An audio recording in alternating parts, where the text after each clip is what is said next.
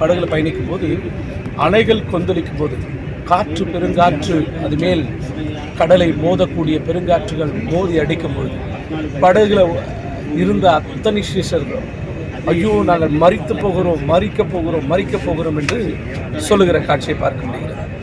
இயேசு கிறிஸ்து உடனே எந்திரிச்சு சொல்றார், காற்று பார்த்து அமைதியாயிரு, காற்றை இறையாது, கடலை இறையாது, கடலை பார்த்து அமைதியாயிருன்னு சொல்லுகிற ஒரு வார்த்தையை நம்ம பார்க்க முடிகிறது.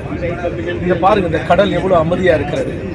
சில நேரத்தில் உங்களுடைய வாழ்க்கையில் கடலை விட மிகவும் பெரிதான அலைகள் எழும்பி உங்களையும் உங்களுடைய குடும்பத்தையும் சேதப்படுத்துகிறதா, முக்கியமாக உங்களை சேதப்படுத்தக்கூடிய ஒரு விசேஷமான உங்களை சேதப்படுத்தக்கூடிய ஒரு இருதயத்தை காயப்படுத்தக்கூடிய பெருங்காற்று வீசலாம்.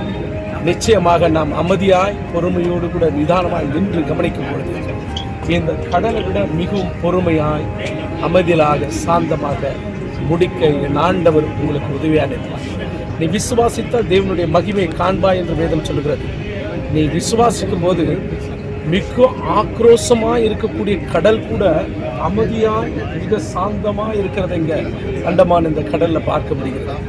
அப்படியாக ஆக்ரோஷமாக இருக்கக்கூடிய கடல் கொந்தளிப்பு கூட சில நேரத்தில் நாம் ஜெபிக்கும் பொழுது, நாம் பொறுமையோடு கூட நிதானமாய் நிற்கும் பொழுது, விசுவாசத்தில் அன்னார்ந்து நாம் பார்க்கும் பொழுது நமக்கு எதிராய் வருகிற ஆக்ரோஷமான அலைகளும் பெருங்காற்றும் அமைதலாகிறது.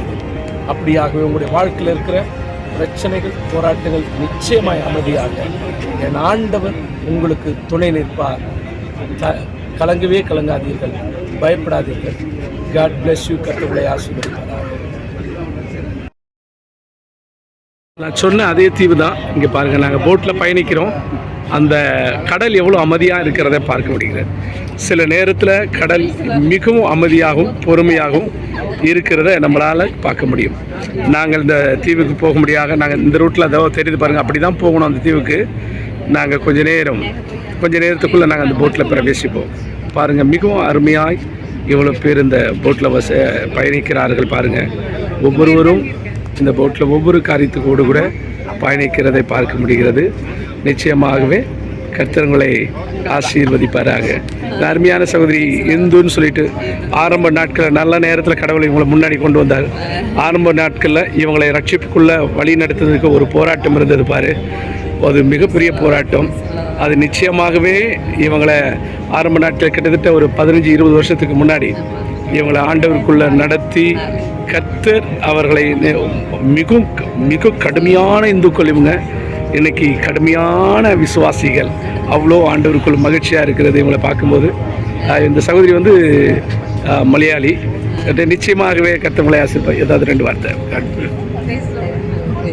நம்ம இந்த கர்த்தருக்குள்ள 2004 வந்துடுச்சு. வரைக்கும் கர்த்தர் என்ன நடத்தியிருக்காரு. எங்கள் பசங்க எல்லாம் பெரிய வாழ்க்கையில் இருக்கிறாங்க. கடவுளோட ரொம்ப பெருமையான அந்த பக்கத்துக்குள்ளே இருக்காங்க. அதுக்காக நான் கடவுளுக்கு நன்றி சொல்கிறேன். எனக்காக God bless you. God bless you.